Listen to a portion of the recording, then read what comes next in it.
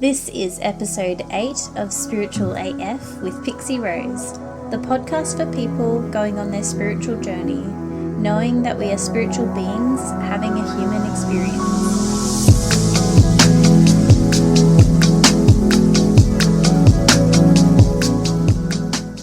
So today on the podcast I have Darryl and Camilla from Expansion Yoga Traralgon.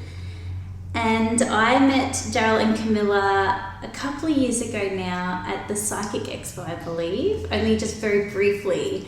And then I started following you guys on Instagram and I joined up on your, what was the special? It was 30-day, I think it was in October. Oh, the 30-day challenge. Yes, the 30-day challenge. So I Yeah. signed up on the 30-day challenge.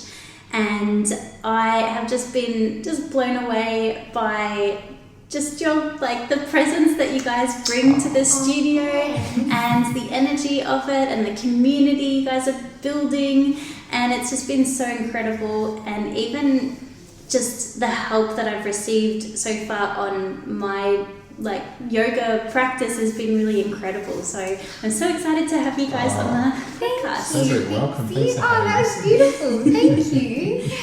So I'd like to start with a bit about your individual stories, whoever wants to go first, just a bit about your story and your history and a bit about your spiritual journey. Okay, so a bit about my journeys.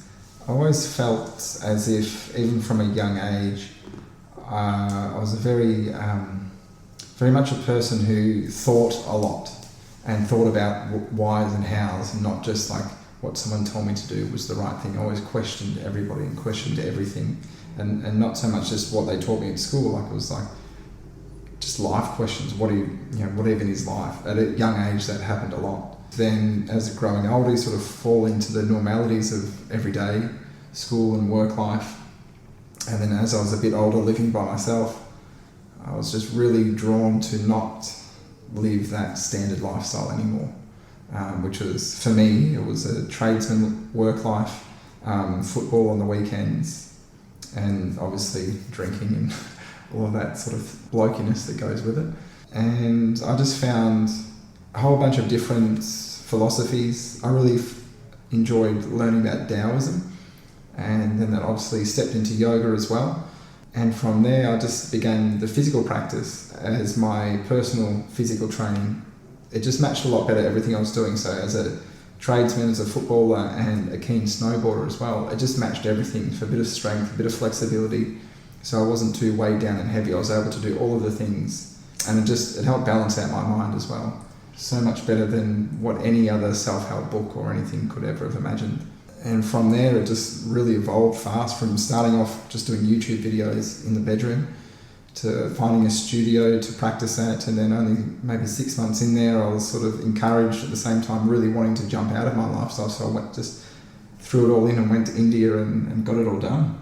Had a pretty crazy, awesome experience, and then come home, and it was just from there, just hit the ground running, teaching classes and looking to start up our own little business. So I could dive into it more full time, and now it's happened. 2 years later we're sitting here talking about it. So, but yeah. So it's pretty fun. So I think for me it was a journey that was probably always going to happen. It was just I didn't realise it was going to happen so early in my life and so fast. But now it's happened. I wouldn't have it any other way, and I can't imagine ever going back to that standard way of living that I was beforehand. I think I'm also very lucky as well that I haven't had too many major situations in life that have pushed me into yoga. Whereas a lot of people I meet, they'll say I fell into a pretty bad relationship, and then it was just toxic, and I wasn't feeling good in my life, or I was really sick or unwell, and then I was sort of led to yoga or introduced to yoga forcefully. They were hesitant, and then all of a sudden fell in love with it and then had a big life-changing experience. I never really had that. I just progressively got into it and fell in the deep end. So I feel very fortunate to just see all of the beauty in it with not real too much blockages, I guess, beforehand. Yeah, that's So amazing. it's a fun journey. Yeah. Going from a typical Gippsland, because you've been Gippsland. Yeah, my whole life. To very going to typical. India.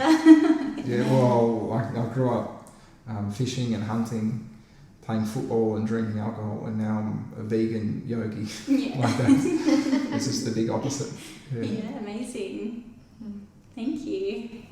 So I guess when I was a kid, I had a pretty good relationship with my body and myself. Oh, no, that's probably a lie. I didn't always have a great relationship, but it was, fairly normal for a girl growing up, and I did a lot of dancing and things. And then some things sort of happened and changed, and I went through a lot of sort of self-hate, a bit of a bad eating disorder and things like that. And I would sort of look at moving my body as a way to punish myself because I thought I was fat and ugly and things like that. And that was my relationship with movement.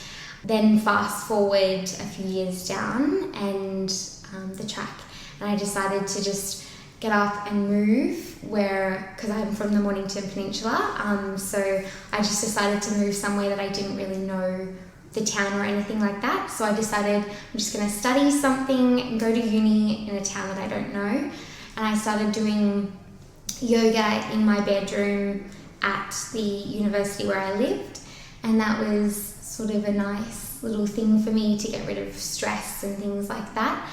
And then I met Darryl and sort of, started to better in terms of my relationship with myself.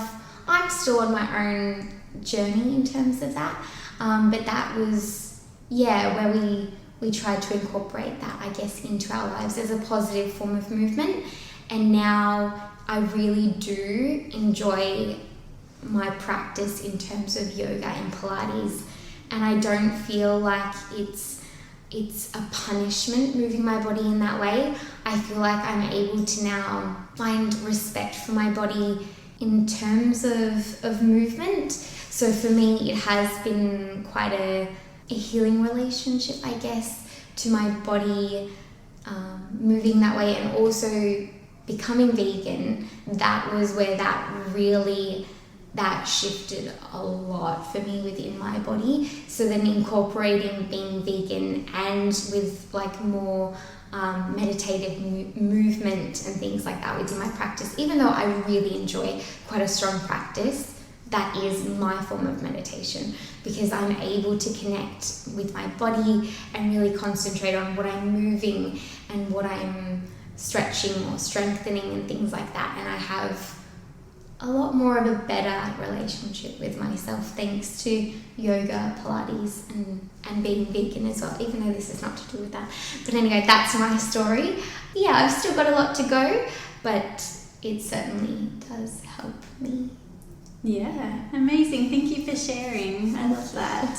Can you guys tell me a bit about how you combine together? Because obviously you own the studios together and you're recently married, and just a bit about that whole journey there. I think it's amazing and beautiful. Well, it started off with where all the greatest relationships really started. On Tinder. Well, the thing for us with that Tinder meeting is it took a while for us to even meet each other in person. There was a lot of communication. I was working at a power station, so I was very busy, long shifts, and Camilla was studying a lot, and also, as she mentioned, integrating herself into a new world, so spending time making new friends and things like that. So it was just a really nice way to not completely put ourselves out there and just message. For me, I didn't want to meet anyone, to be honest. And my new friends at uni were like, "You've just got to go on there and just boost your confidence, Camilla. Just talk to some people, just do that." And then I was like, "Oh, this guy's actually really cool." And then we met each other. Well, yeah, through the conversations of text, we all already grew respect for each other and understood each other's personalities quite well. Not that you can do through much for text, but just having that comfort and that safe feeling, we got to learn what each other wants and was interested in. And then when we did meet each other, it was awkward, of course, but it got a lot better very quickly. And it didn't take too long, I think, through just dating each other, that I remember there was one time we in Churchill where you were at the uni, and we're just spending some time together talking, kind of just, as you do, throwing your dreams out there. And we both really had this beautiful connection on what our work life wanted to be. And it was just a wellness business, and hopefully do it together and just run our own show. Yeah. We really wanted to remove the expectations of working for an employer and just do whatever we wanted to. We had no idea on what it was going to be and what it was going to look like.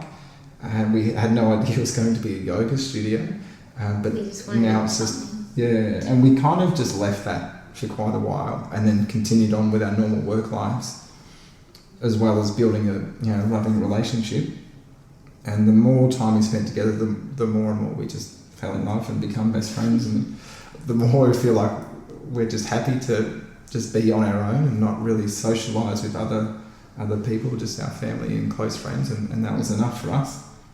And then we got to a few years later, and we got to a point where we just weren't happy in our lives. We're happy in our relationship, but not where our lives were.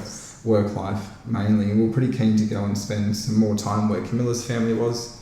She was keen to go home, so we just had a bit of a junction point in our life where we were trying to decide between maybe just quitting our jobs, putting all our money into buying a house and renovating it up, and then going down that path, maybe trying a few renovations and just living off that, or maybe starting a family and moving to the Mornington Peninsula.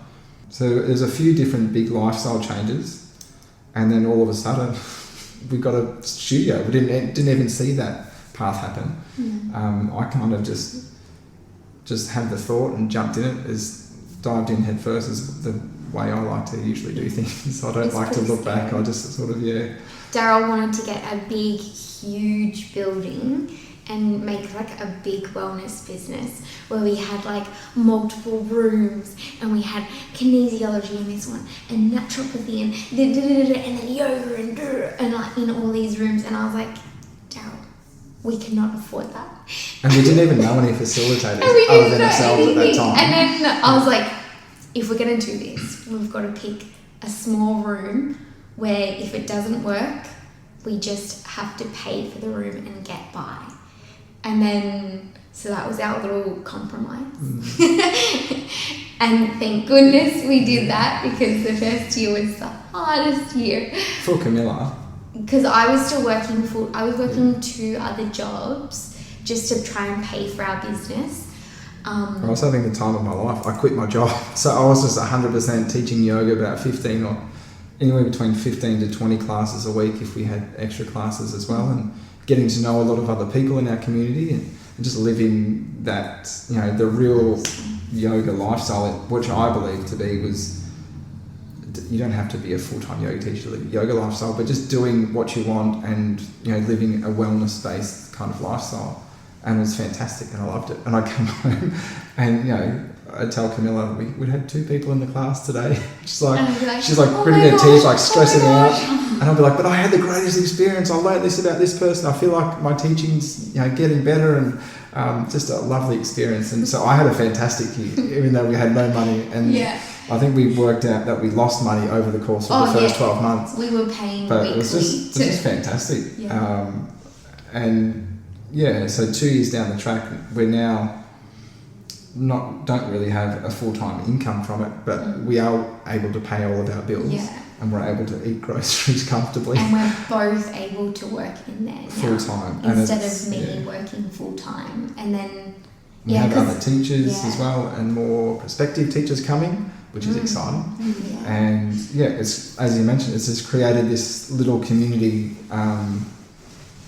and we can't be any more thankful to have come across all of the wonderful people and students, and just the support we've found. It's been amazing. There's a lot of very affirming feelings that come through from this business, and sometimes it's love or just friendship, or just helping, seeing other people. And I want to say that we help their lives, but I feel like we just provide a space for them to help themselves. So just being able to watch that transformation is pretty inspiring, to just keep pushing your own selves to something greater as well.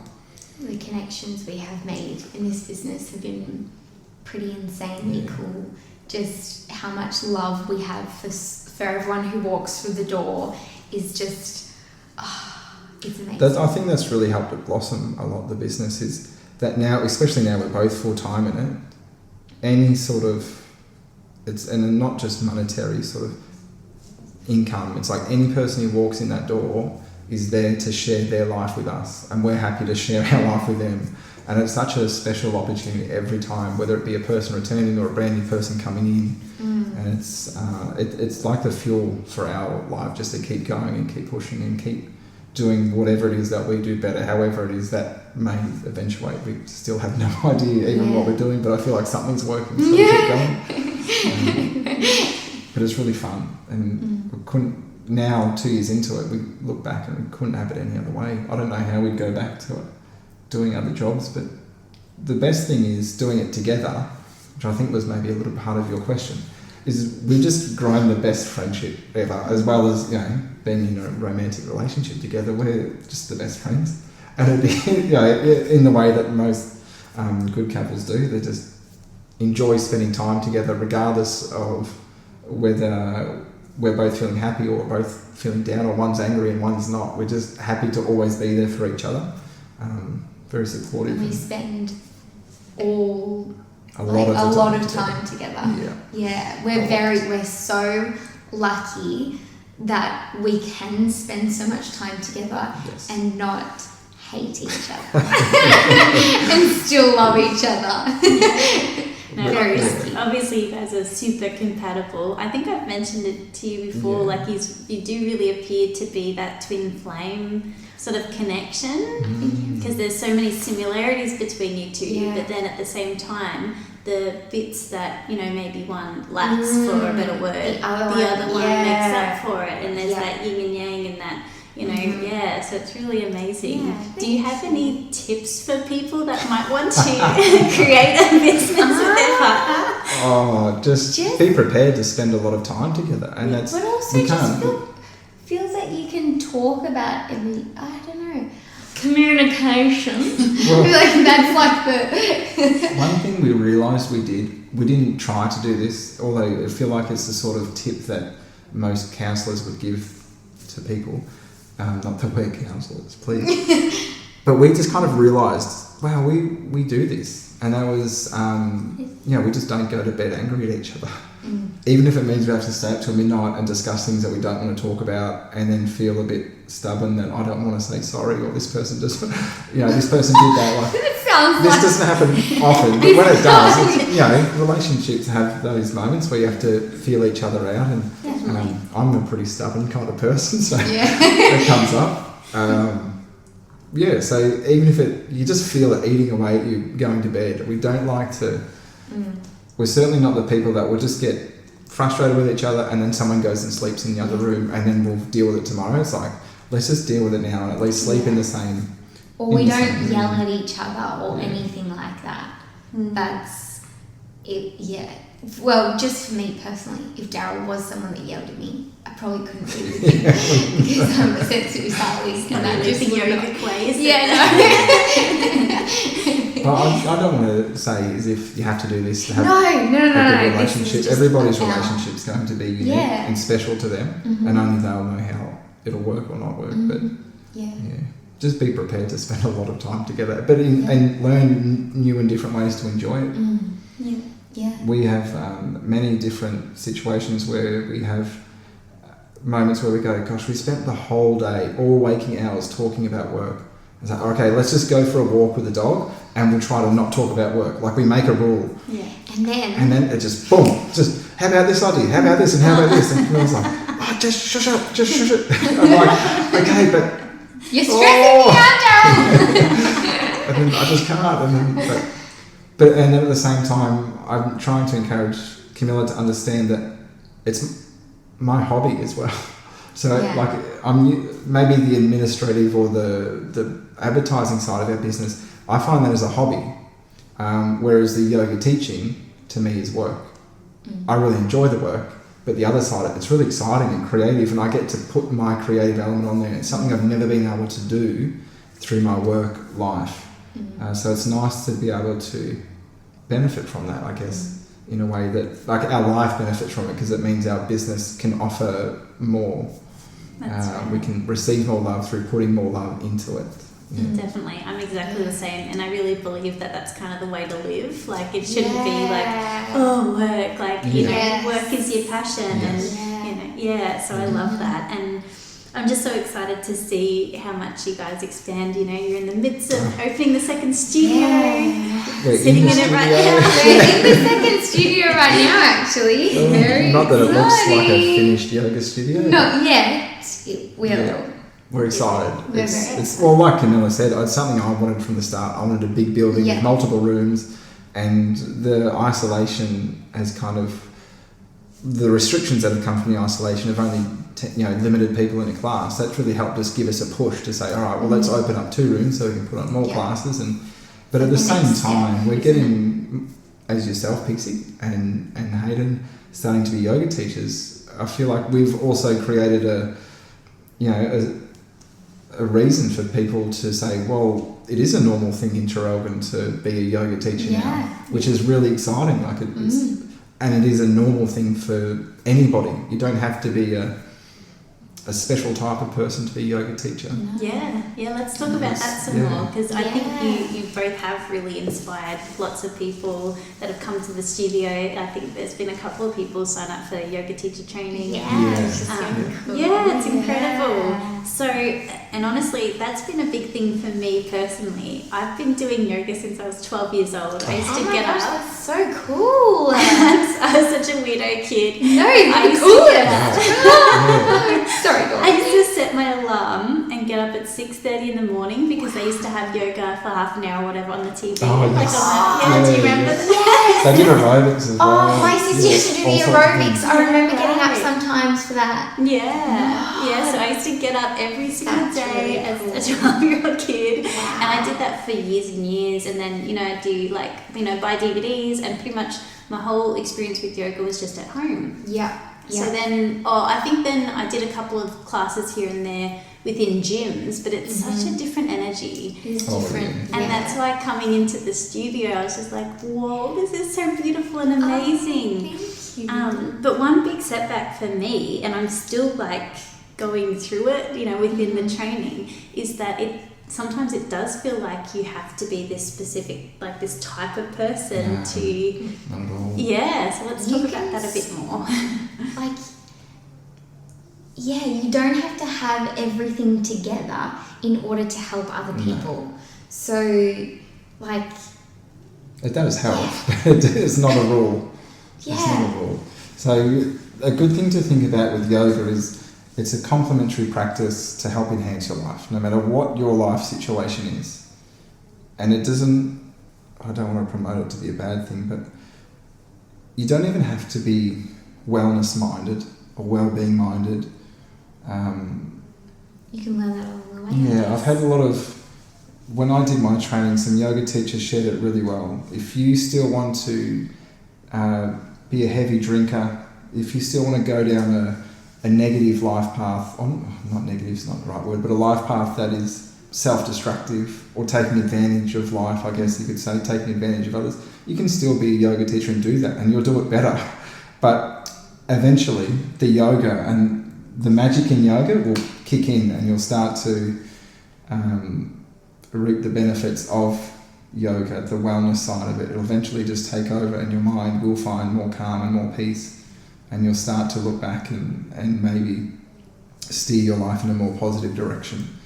Whatever reason it is that you jump into yoga, the magic of it will take over time, and it'll steer you onto the path that you maybe is where you didn't realise that you should have been from the start.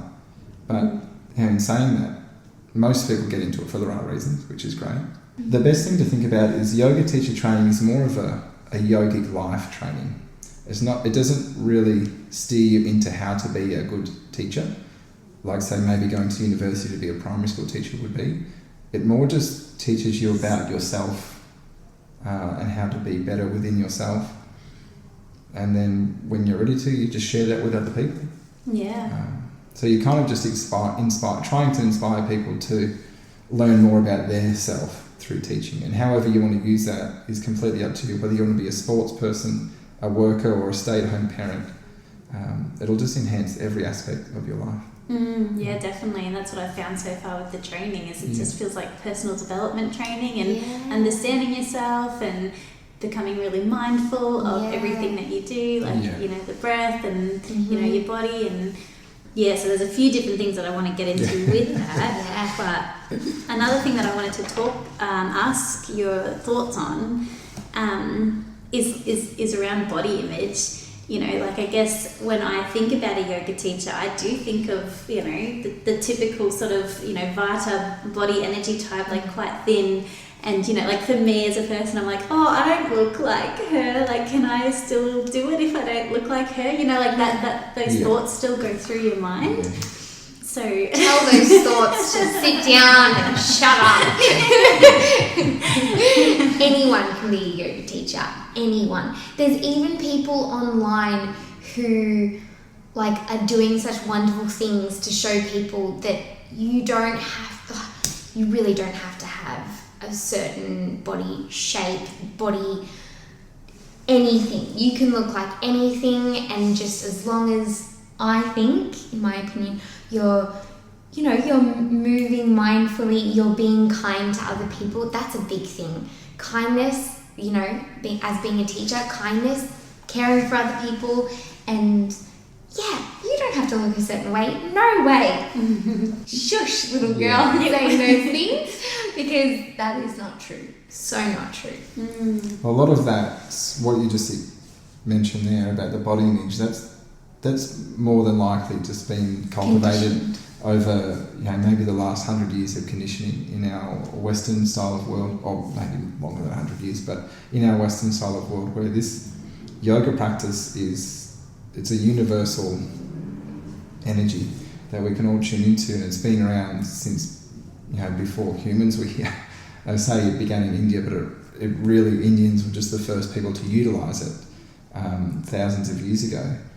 You know, you can imagine back then there wouldn't have been any magazines to compare yourself to other people and things like that. Yeah, these days. So, but now there's social media, and there's a lot of people on social media posting yoga photos of themselves.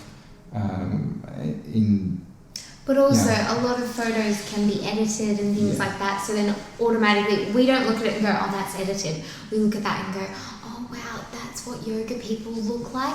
But there are people also doing the opposite. And the people on the videos that you would have watched tend to be more of the model shape figure, whether it be a man or a woman. They're just the people you see on an infomercial that are idealistically sculpted.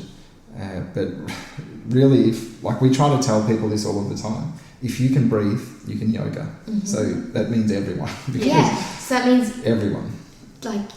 And then if you can yoga, you can be a yoga teacher. Because the idea of it is you only teach what you know.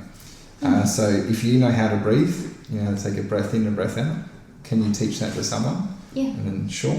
Well, then there you go. You're a yoga teacher already. You're just learning about your own body, and then you're teaching someone how to learn about their own body. You're not, as a teacher, we try not to assess someone's body and say, you'll only be able to ever do this because of your body shape. You just say, maybe encourage them. It's like, okay, do what you can, and then the next day try and do a little bit more, the next day a little bit more, and then eventually, who knows where you're going to end up. And not to mention that, we are built differently, all of us. So one of our trainings was on functional anatomy. In that was so one pose might feel totally different in another person's body. So so even say a stretch, say a yin stretch, in a certain position, say a forward fold, but using more of say a half butterfly forward fold. And then for some people, they feel that through the hamstring on the extended leg, whereas other people with a different makeup won't be feeling it in there. They'll just be feeling that in the groin, and they'll need a half frog to feel a hamstring stretch. So we're all going to have different bodies, and it's so okay to have a different body in your practice. And just love your body and move your body. Let go of all of that actually going to ask you guys about how you both begin and end your practice with within the classes in the studio. And I know, Darryl, you've mentioned that a few people have spoken to you about how, I don't know if I can replay exactly what you say around releasing the ego. Yeah. So if you wanted to start about what it is that you begin and end the practice with and what that means to you. Yeah, okay. So a big sort of aha moment I had in India in my training was realising that the ego is basically just a role-playing game for your mind. And in the past, especially being in a sportsman's blokey kind of world, a lot of people would talk about, this football player has a massive ego, or this person has a massive ego. So you begin to grow up thinking that ego is just a bad thing, and you need to be completely empty of ego. And some, philosophies will talk about having no ego, and it can just be a never-ending battle of where's the middle ground? Where is that place where you want to have only a tiny little bit of ego and not seem too over strong about your own character compared to others? Because you want to be fair and respectful of everyone else. And so this aha moment I had in India is where the teacher said, your ego is really a role-playing game. So at the moment, I'm the interviewee and you're the interviewer. So if we were to have balanced egos, we're doing everything exactly as we are. But if I would have an over-ego, I'd just be taking over the microphone and asking everything. But if I had an under-ego, I probably wouldn't answer anything, and I'd give you a horrible podcast because there'd be nothing on there. I just wouldn't talk. So you need to find that nice balance. And, your role will constantly be changing. So at the moment, I'm also a husband sitting next to Camilla. I'm also a friend to you. But at the same time, I'll still be a teacher, yoga teacher to you as you need it and as you require it of me. But at the same time, I'm learning off you. So there's many, many different roles you'll play in your life. And you're also a mother as well, and a partner to Hayden. So there's many roles that we'll play. And I guess it really becomes more about understanding which role you're in at which time and how to respectfully be in that role compared to other people. Now, with the greeting and the ending, so I usually start the class by getting everyone to bow forward and ask them to release their ego, keeping their mind open for the class. And at the end, I'll do that again. So at the start, it's more or less asking people to just drop all of those roles, whatever it is, whether you're a mother, a father, a brother, a sister, whether you're a specific type of worker, maybe a tax accountant, just let all that go. You're an empty spirit, empty soul. That can all be left there. Now we're going to go through our practice. Let's just say it's an hour class. Just a completely open mind, open to all possibilities, all thoughts, all new energies, all new emotions that are coming in. Let it all come in without any thought, any anticipation on what it is, any analysing. And then at the end, ask you to, release it again, because I want you to interpret this. So the last part is a bit more of a moment to observe what's actually happened. So the first section is just letting it all happen, whatever it is, don't analyse it. The last part's more, okay, now we're going to analyse it, but without any expectation on what it is. Yeah. It can be a little bit tricky to say. Yeah, nice. I feel like a lot of people who ask me about that already understand it, but they don't know how to get the words out in English. Sometimes they say, I think I know, it sounds good and it feels good, but what do you mean? And I try and explain that, and they're like, I think I understand, I think it makes sense. So basically we're asking you to leave your garbage at the door when you come in, and then you can pick it up. Not your garbage, just your life, basically. Come in with an empty, open mind, and then leave, and then all of the lessons that you've learned, the self lessons or life lessons you've learned in the yoga class, whether you understand them or not, they're there. And then you can take them back out into your world, into the roles that you play, and hopefully create a little bit of better world for yourself each day. No, I think it's amazing to say, and I think so many people do get those light bulb moments when you say it, because even though yoga can be is a spiritual practice, sometimes people go into it with an ego, and they want to be the best, or they're looking around to see what everyone else is doing, and it's a comfort place, the ego. Yeah. And rightly so. It's your role in the world. It's a way to center your mind and say, I had a bad day, but I'm a mother, so I'll go home and be a mother to my children. So it's very easy to rest in your ego, and sometimes people feel very naked when, metaphorically naked, obviously, when they let that ego go, and it's completely up to them in front of a group of other people to kind of explore their own body and explore their mind. So it can be confronting. Yeah. And Camilla, you always end the class with getting people to thank themselves for moving their beautiful bodies. I love that so much. Do you want to talk a little bit about that? So I guess that sort of stems from my own relationship with my body, which, it's not a very... It's not a very kind one. I'm growing with that. So I'm trying to view myself as a physical body. So I want other people to know that they are beautiful and that you should be thanking yourself for being able to move your body, because your body essentially is, it's amazing the things that your body can do. And I guess I'm still on my journey of trying to realize that because I have respect for other people's bodies and I think other people's bodies are beautiful, why shouldn't I think that about my body? So I'm trying to, I guess, find that myself, but I want to give other people the gift of that while I'm trying to find that, if that makes any sense at all. Because I view everyone that comes into the studio as a beautiful person, a beautiful body, and whoa, it's amazing, you just got through that class and did such a beautiful job.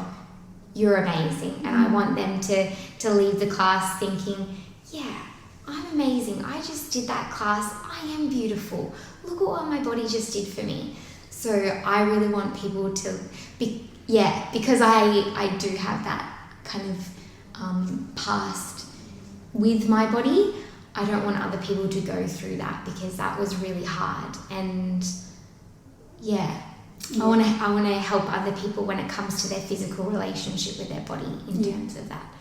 Yeah, definitely, and I think you definitely achieve that in the classes, and even those moments where I don't know how to explain it, when it's more so in Pilates, when you're doing something that's really hard, and what do you call it, the happy muscles? Yeah, the happy muscles, and it always makes people laugh, and it just takes it away from this, this torturous experience to this really lovely one. Because I don't want anyone to feel like coming to a class is such a chore because, we're going to do those exercises and they hurt.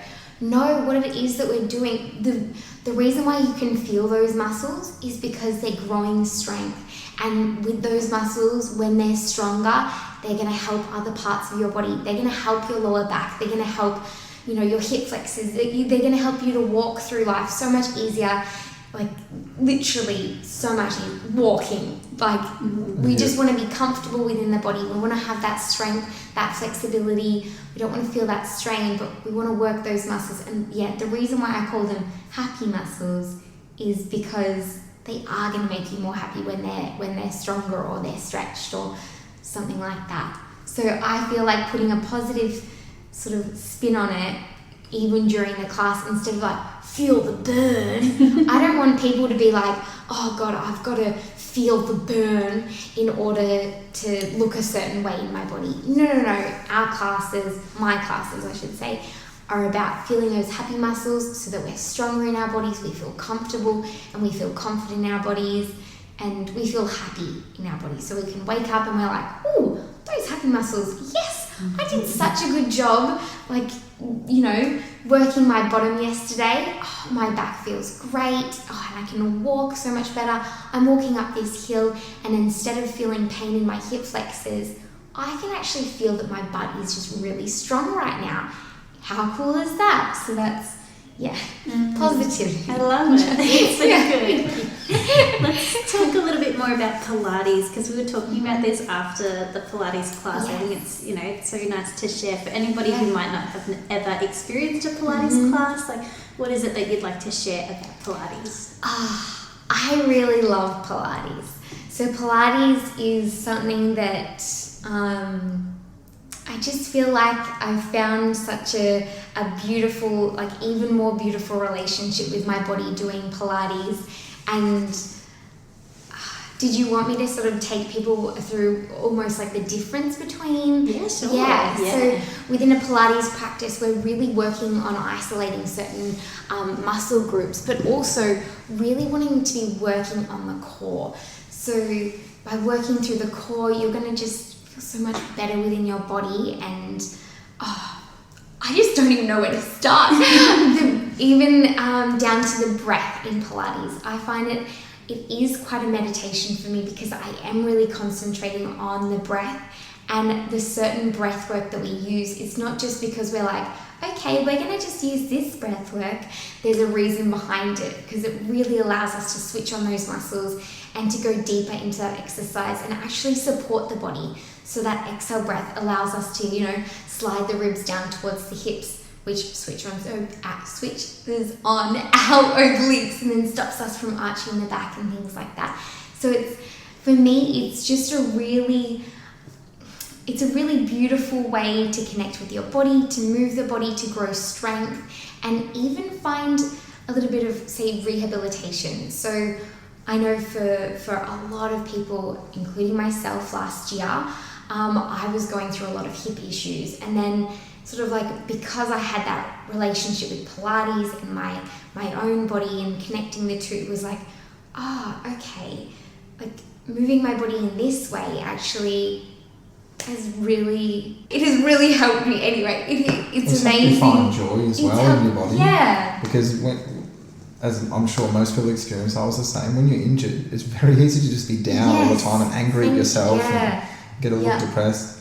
And once Camilla sorted out her hips through a bit of movement, education and then applying that education, Pilates education, into her own body, she found so much more, like as she mentioned before, with a happy body, joy. She could walk up the stairs pain-free. She noticed the muscles that were working and just a little bit more finely attuned to her own body. It was fantastic. Yeah, and actually getting to know, so in certain exercises and postures, you can I find in my experience, I can actually, like I mentioned before, my bottom is working right now. I can actually see which muscles should be switched on and which ones I should be working, and well, even as simple as rolling out of bed. When I did one of Camilla's beginner programs for Pilates, I learned how to switch on some muscles properly that I'm sure I'd switched on once before, but I've never mindfully done it. Never mindfully switched them on myself. And now, just like getting out of bed, I'll switch them on just to roll out of bed. And it's a pain-free exercise now, getting out of bed. Yeah. Not that I was in massive amount of pain, but it was just sometimes, when you overstretch that little bit and then you're like, I shouldn't have done that. That put a bit of pressure on my back. Now I know how to get the muscles active first to support the rest of the body. Yeah. And that's what I love about Pilates so much. Like, I don't think I really experienced much Pilates before coming to the studio. And we were talking about it the other day. It's like, you're being introduced to these muscles that you never even knew were there. Yes. And and it's definitely, it can be, how would you describe it? Like, you get that kind of workout that you would at the gym by pushing like a HIIT class or something. Like, you feel like that the next day, but you haven't punished your body for it. You've had this really beautiful, generally you feel taller and longer after it, rather than like shorter and like stuck in your muscles and stiff. I can still walk freely. I'm just feeling a little bit of work. Pilates, I find no different to yoga. It's just the way the classes are structured, the way it's perceived. So the philosophies behind it and the way that he looks after the body, and the person who created it really truly believes that once the body's in a harmonious physical state, the mind and the spirit will also align up as well, which is basically the same principles to yoga. So really, the only main difference I see in it is that, as you mentioned, you tend to do more of gym style, not really gym style, but it's more of a stronger practice. Working, like Camilla mentioned, you work on the core, you tend to isolate muscle groups more and just say, all right, we're going to do X amount of repetitions here. Continue with that and then go on to the next exercise, continue with that for a little bit, next one. Where yoga's traditionally shared, do this posture, few breaths, do this posture, few breaths, and then maybe a flowing sequence. But the principles are all very much similar, very similar. They match up really well together. I find it funny when like some students who come in and they're like, no, I only do yoga. I'm too scared of Pilates. I'm like, no, don't be scared of Pilates. It's amazing. It's beautiful. And then some of those people who've come in and been like, oh, wow, I actually love Pilates. I never would have tried it because I was so scared to try it because I was just wanting to do yoga. And so I highly recommend people to just come along and have a go. And with all of our classes, whether it's yoga, Pilates, or anything like that, we are never going to make anyone do something that they don't want to do. So if during the class you're like, that exercise doesn't feel good within my body, you're welcome to rest or stretch, do something different, or you could even just ask and say, hi, look, this doesn't feel right. Is there a different exercise I can use or do to still work those muscles? Yeah. Like, please feel so comfortable within our space to actually listen to your body. If you need to rest. We are never going to push you past that and say, no, you've got to finish this exercise. Please listen to your beautiful body because it's sending you those messages for a reason, and we want you to feel comfortable and safe and loved within this space rather than just like, oh my gosh, that was so hard and I had to get through all of it and I'm really scared to go back in. Yeah. It's a loving experience. That's what I want it to be. Yeah. And yoga's not meant to be painful, is it? You know, like I know that with Pilates, because you're repeatedly working on this muscle that you've never used before, it's like, oh wow, that's the fatigue in that muscle. But you will still find in yoga classes, depending on the strength of the class, you're still going to feel those happy muscles and it's going to be strong. Yeah, the idea is you're supposed to challenge yourself. Yeah. You're supposed to break through that threshold where it goes from a relaxing, well, not in all classes. Obviously, there's very different style of classes, but and practices. But and a lot of the stronger ones, you want to break through that threshold of like, okay, that was anybody can do that. To all right, now I'm challenging my body. But stopping before it gets to that painful experience, before it becomes to potential injuries and things like that. So sometimes we'll do a lot of repetitions, and there's literally a practice. We will do one sequence 108 times. And that is a very strong, challenging sequence. And it's tiring and fatiguing, but the energy that comes from it and the physical changes that can come from it are just amazing. And I know my body has changed so much greater from the combination of yoga and Pilates, the strength and conditioning side of it, not just flexibility. They all go hand in hand when you can work them together very well.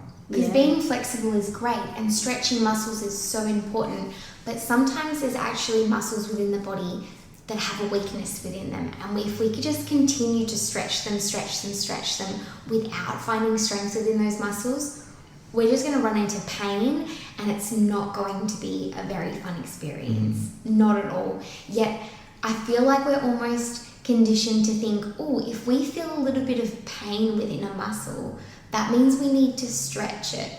Doesn't always mean that way. So having that combination is beautiful. Learning more about the body, learning more about your own body can really help.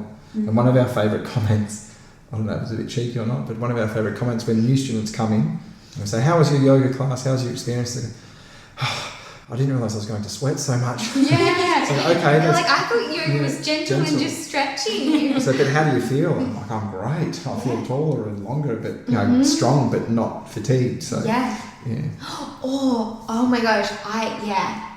Comments like that. Like the thing someone said the other day, wow, I felt so different from sitting down at the start of the class. I could feel like my back and I was so uncomfortable. Then by the end of it, I felt so comfortable. That's just the best. One of our beautiful students told me the other day, she said she went to go see a chiropractor and she was like, my chiropractor said I'm like my back, my spine and everything is in the best state he's ever seen it before. And she was like, it's because I'm doing all this Pilates and yoga. And so exciting. See, that's beautiful body, like doing it. Amazing. Yeah. And that's such there's so many things in that. Yeah. Like, I remember I used to have like chronic back problems and I went and seen a chiropractor once and actually they had like this, they did a scan sort of thing, and they had an example of like a healthy back and a bad back or whatever that needs to be fixed by the chiropractor. And my scan was worse than their bad example. It was really bad. And it's because I spent all my time either sitting, studying, or standing, working. I used to work at like McDonald's and stuff like that. And I never strengthened my back. So I remember somebody actually saying to me, maybe your back problems, like it just needs to be strengthened. Like you need to work at the muscles the there. back and the abdominals. And exactly. That. So there's so many things like, you know, that yoga and Pilates help with. Another thing is I often hear about people say, oh, I can't do yoga because I have a wrist issue or I have this issue, you know, like what do you say to people like that might be... Everything can be manipulated in a way that suits their body. We have, you know, in our particular classes, we have upstairs locations. So unfortunately in our class, in our studio, we can't really help people who can't get themselves upstairs. So that becomes a bit of a thing. But that's not to say that person can't do yoga. There's many different ways that we could either come to them, but we could also do things like chair yoga. There's many different avenues to do it for people who have a lack of mobility. And like I mentioned earlier, as long as you can breathe, you can yoga. There's more than one way to access the heightened meditative states that I guess we aim to through a yoga practice, than other than just going through physical yoga postures.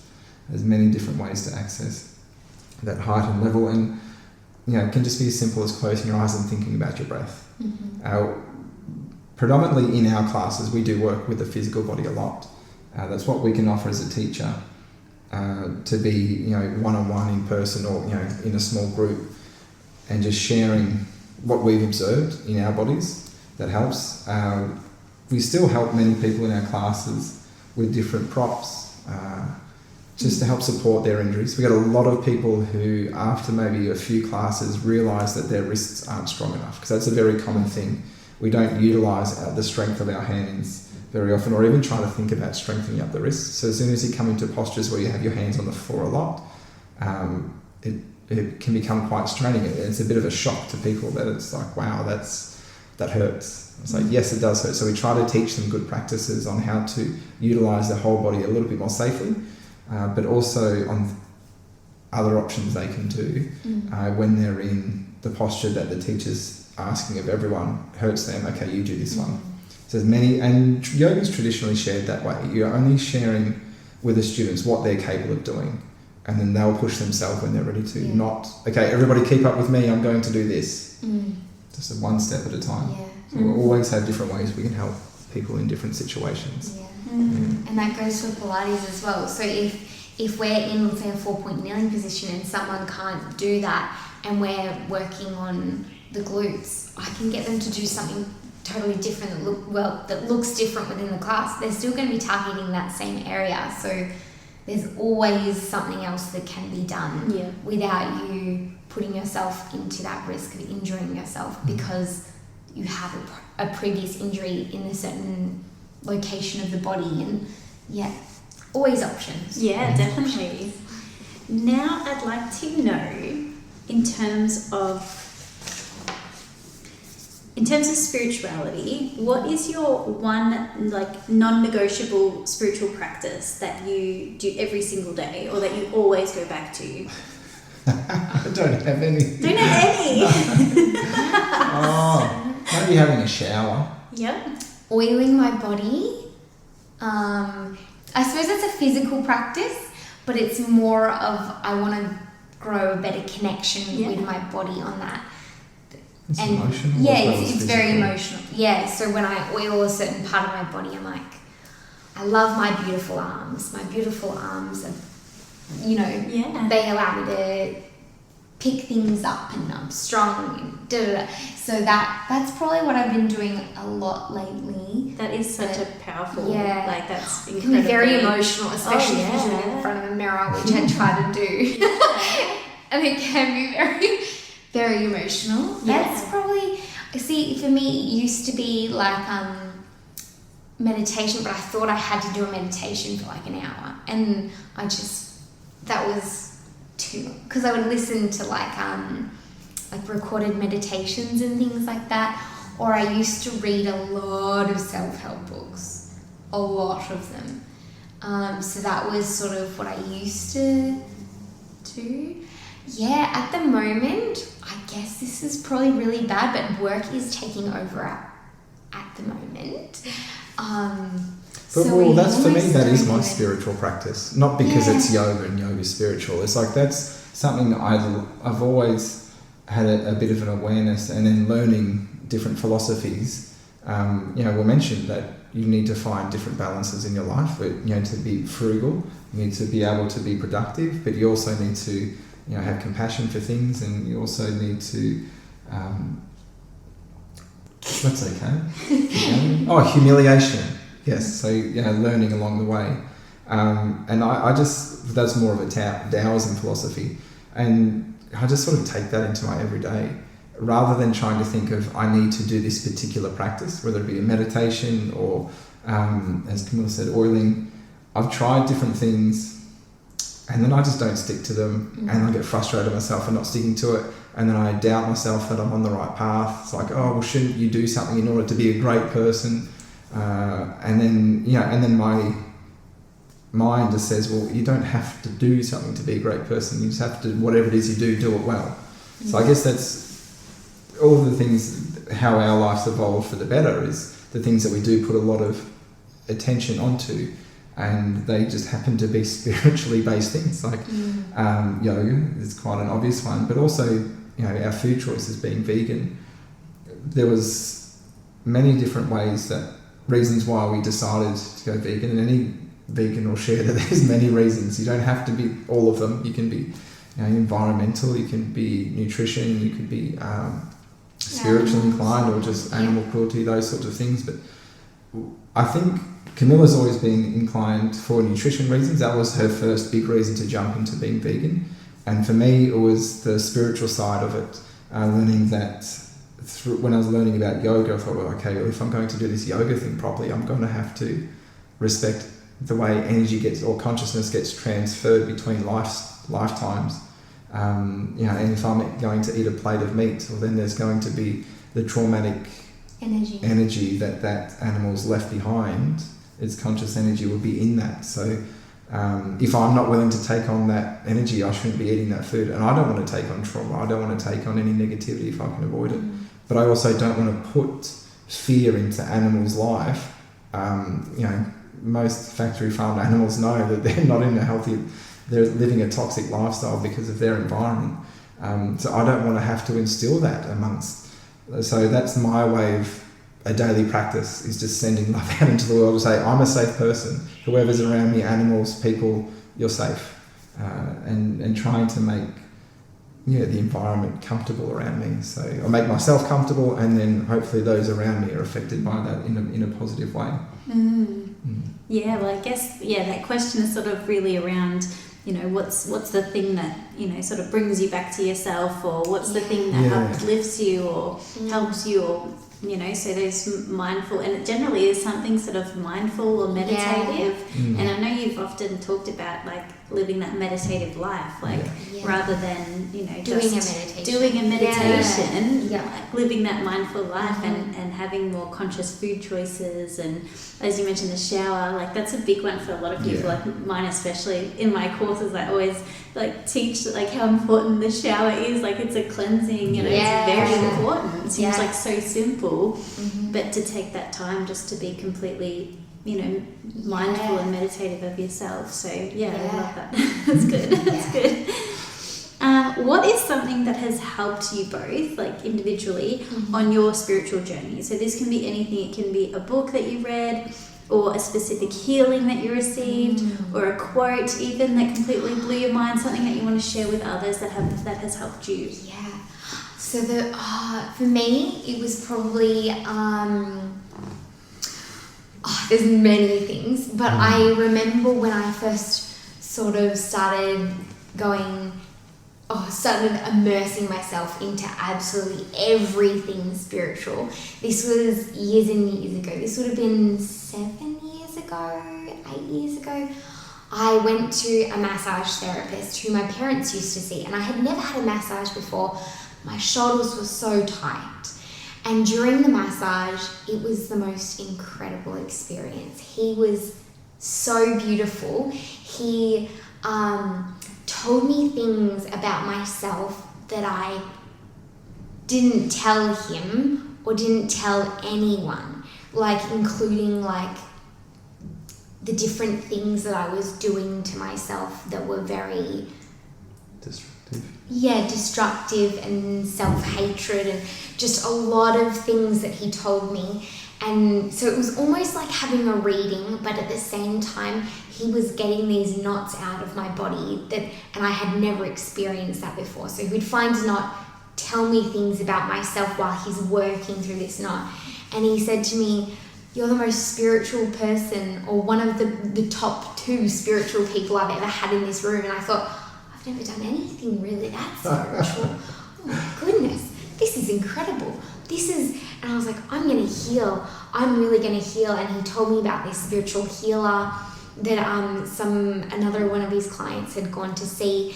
And I just completely immersed myself in everything, like anything. If there was like a spiritual festival on, I wanted to be there. Like if there was like a book that had anything to do with healing, I wanted to read it. If there were crystals that were going to help me heal, I wanted to hold on to them and have them in my pockets, have them everywhere around me. If there was a meditation CD, I wanted to buy all the meditation CDs. Like that was when I sort of started immersing myself in every single thing. And yeah, it wasn't just like a click, oh my gosh, I'm healed, I'm so spiritual or anything like that. It was a big, like, long journey, and it's still going. And yeah, but that was sort of like the moment, having a really beautiful experience with such a wonderful healer. And that was amazing. Yeah, he was. I would love to go see him again. If anyone is ever on the peninsula and in Rosebud, ask me about. Yeah, well, feel free to send me the details, and I can link it up in the show notes. This is his like sort of second job. He's mainly a tradie. He's a tradie. Yeah. I'm pretty sure he's a tradesman. Yeah, because I think my dad's worked with him. I can't quite remember. But anyway, hit me up if you're in Rosebud and you really want to see an amazing massage therapist who, just incredible. Yeah, it's that body work. And I think we even had someone in the circle we did at the studios, and she did massages locally for women specifically. Yes. But the power of body work, that's something I still need to, I haven't gone down that path yet, because there's so much, there can be a bit of fear for some people around being touched and different things like that, but it's so important, isn't it? Touch is so important. Yeah. So important.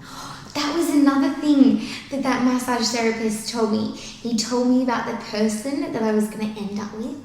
Oh my God. And it was Darryl. Well, he didn't say. No, but for the things that he said, like, I remember him saying, personality. Wow. And I remember him saying something like, it's going to be a love that, like, so the person that I will be with is going to love me so much that he's not going to die for me, but it's that type of love that he would do anything for me. And like he would die for me. Anyway, but I just feel like I do feel that love from Darryl, because I honestly thought at that time in my life, no, I'm not ever going to find anyone who's going to actually love me, because how can I be loved? Like that type of relationship with myself. And I feel like I have found someone who really does love me and care about me and want the best for me. And thanks, Darryl, you're so beautiful. You're so beautiful.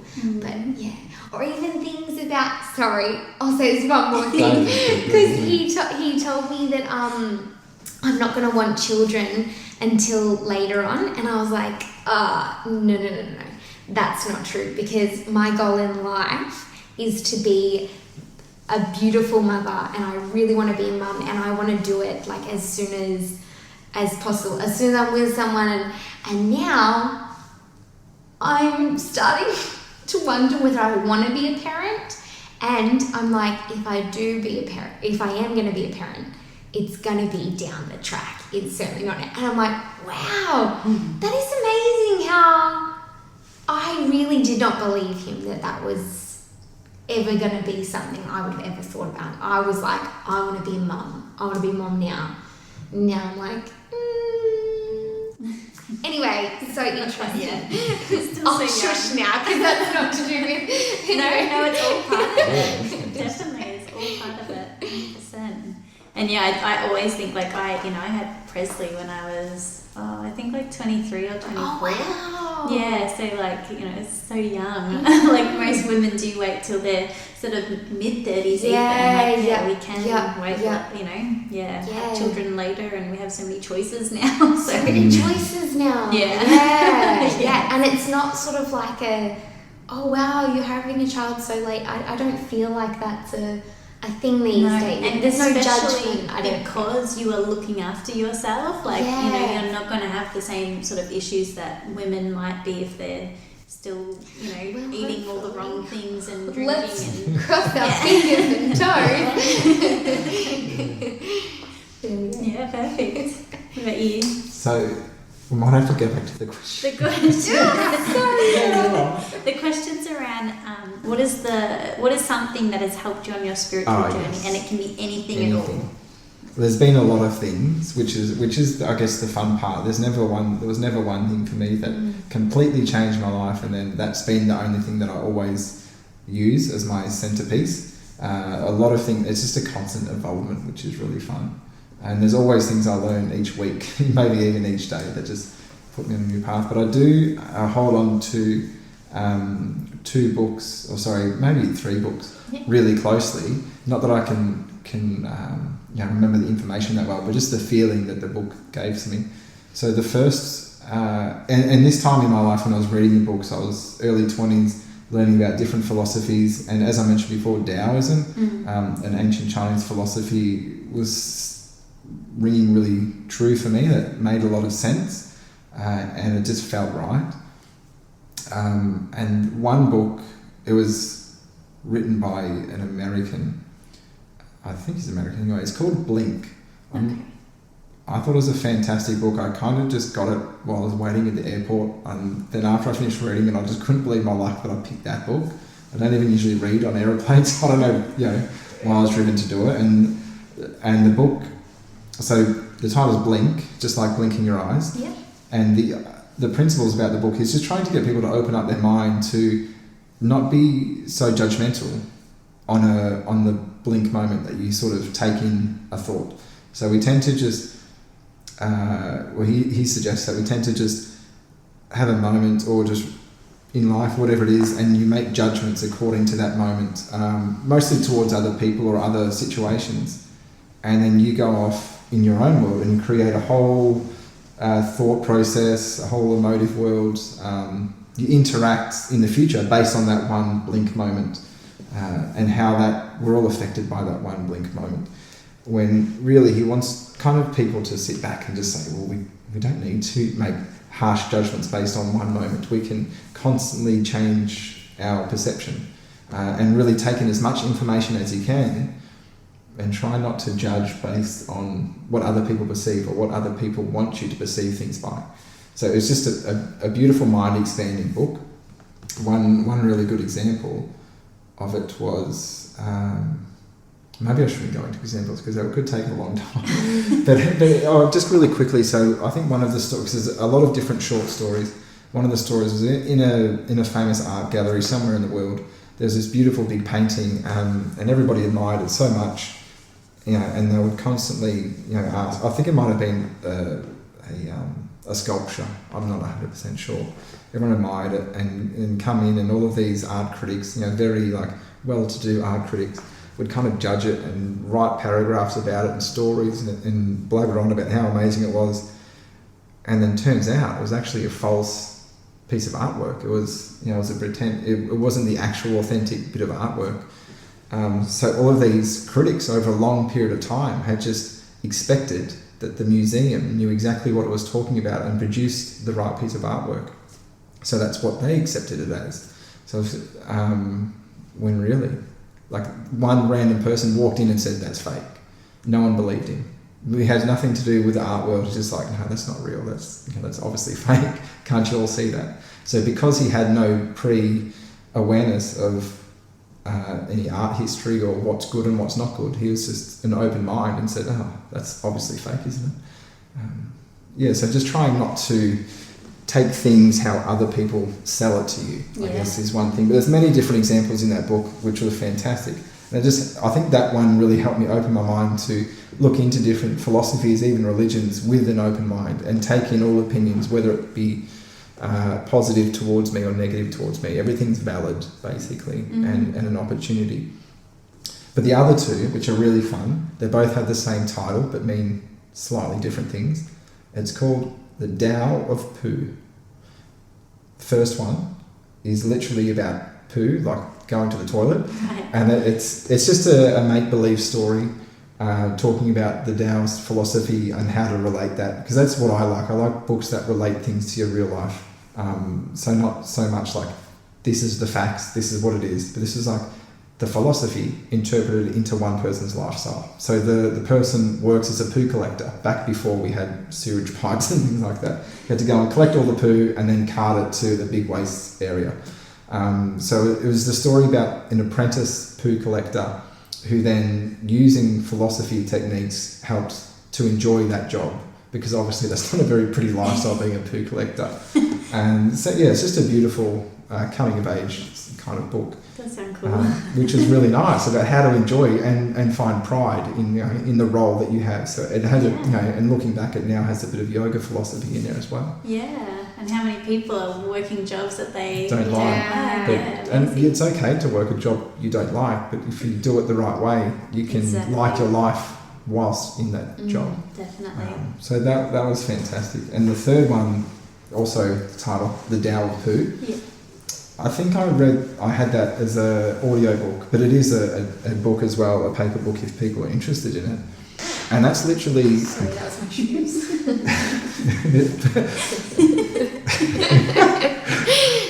We are talking about poo, so...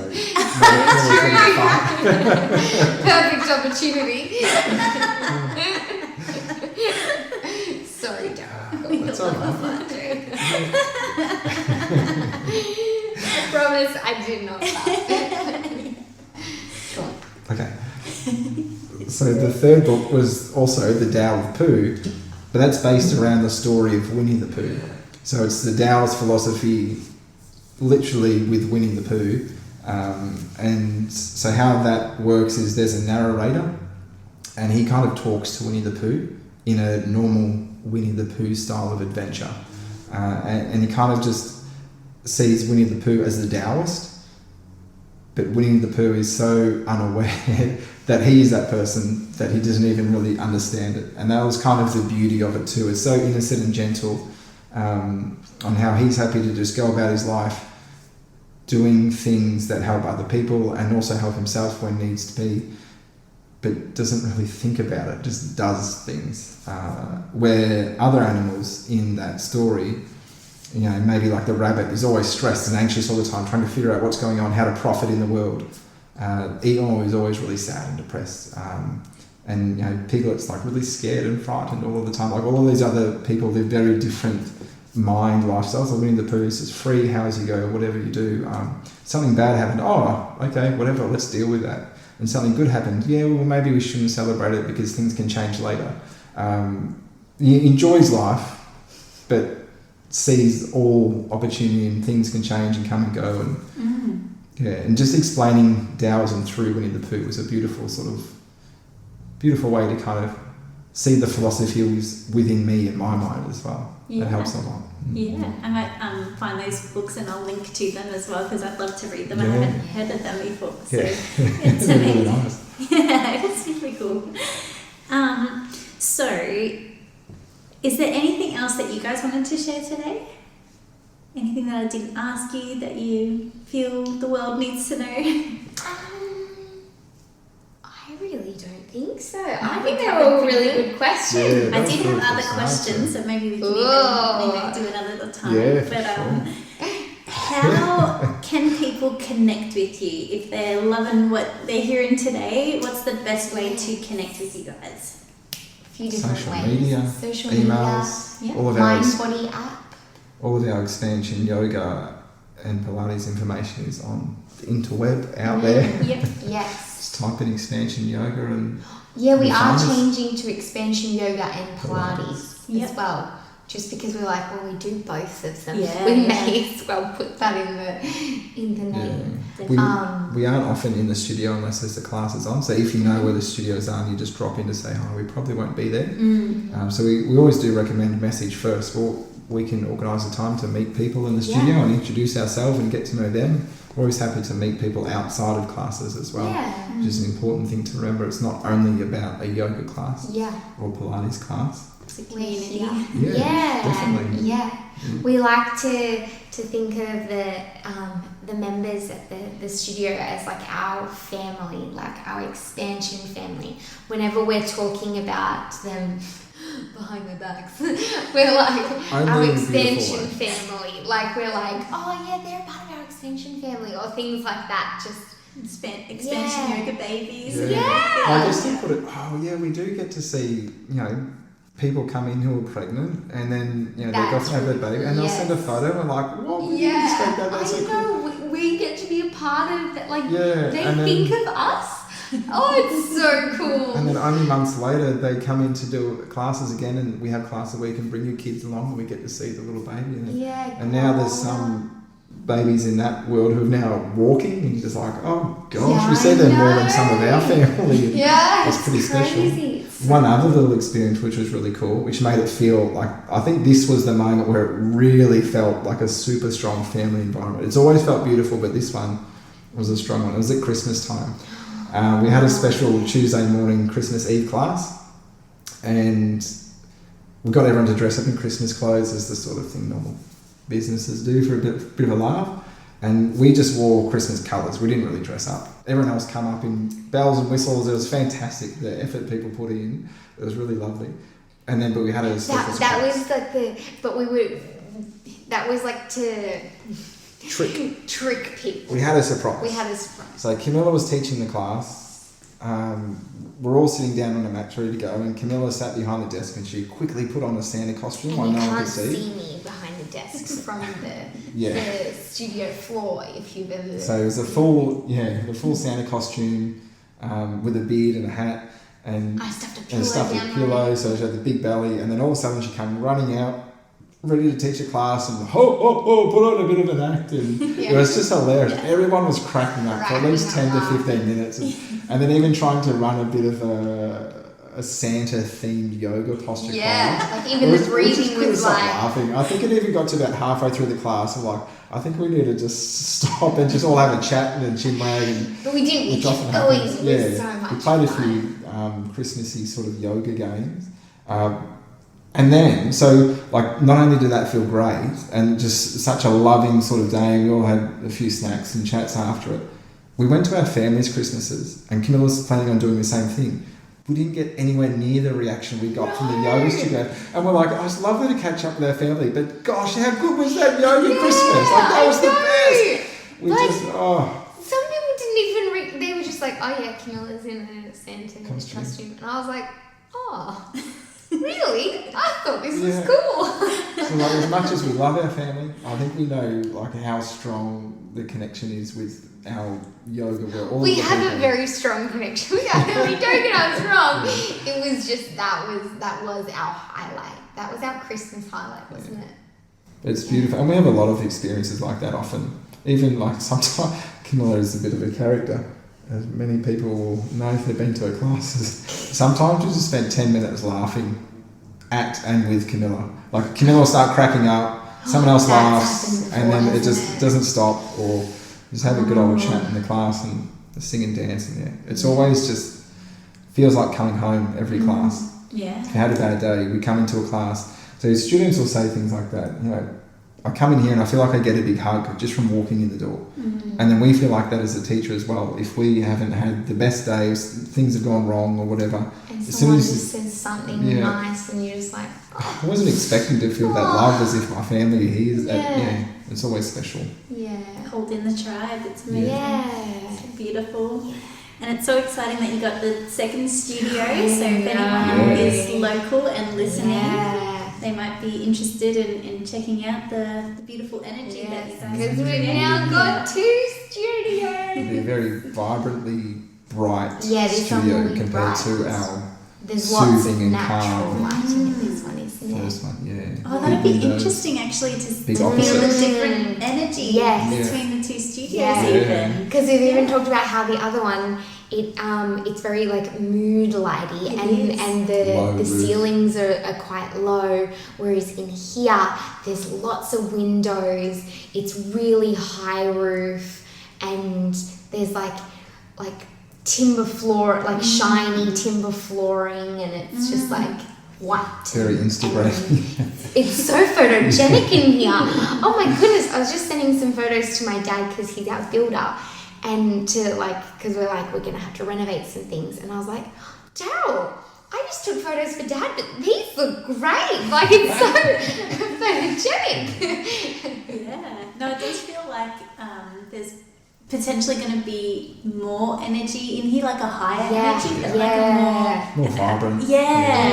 rather than, like even maybe the themes of the classes might be different. Yeah. Studios more like strength-based sweaty classes here even, and then sort of, a bit more relaxed. Yes. And It is amazing to notice that as a teacher who teaches there every day, how every day brings on a new energy. And you think that even though I'm doing the same class style, because it's a different day and a different time of the day, people walk in, I guess, with different energies and different anticipations on how they feel and how they want the class to feel. And that'll, like you mentioned, it'll be a whole nother world, learning all of that information What will it again. be, sorry?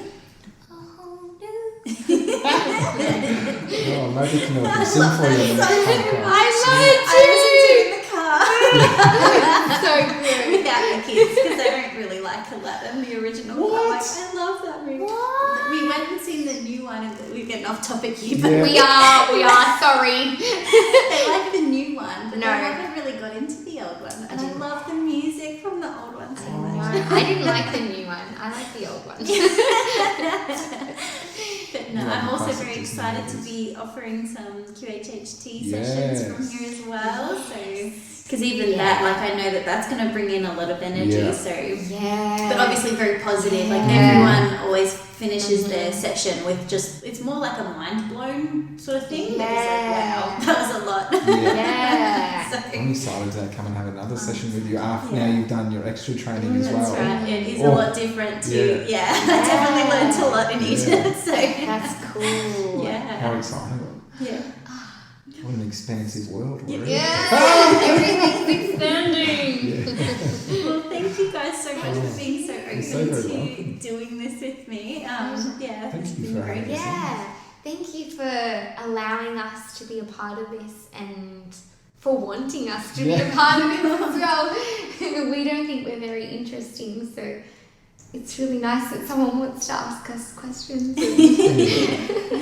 What is So it thank special? you. Yeah, no, I just really appreciate what you guys are doing to this community, especially like I've lived here my whole life, sort of born in Sale and lived around Traralgon for a percentage of my life, and it's like the energy has definitely shifted since opening up the studio. So, Oh, yeah. Thank you. Oh. That's It was beautiful. wonderful. Yeah, that is beautiful. What a fun, beautiful episode with Darryl and Camilla from Expansion Yoga in Traralgon. I hope that you enjoyed that as much as we did. It was so much fun getting together. We get together and hours just disappear. So for us to keep it at about an hour and a half was pretty amazing, I think. And I definitely feel like there'll be more episodes from them. I feel like Camilla and I will get together and go further in a few things that came up in this episode. So that will be incredible to explore that further.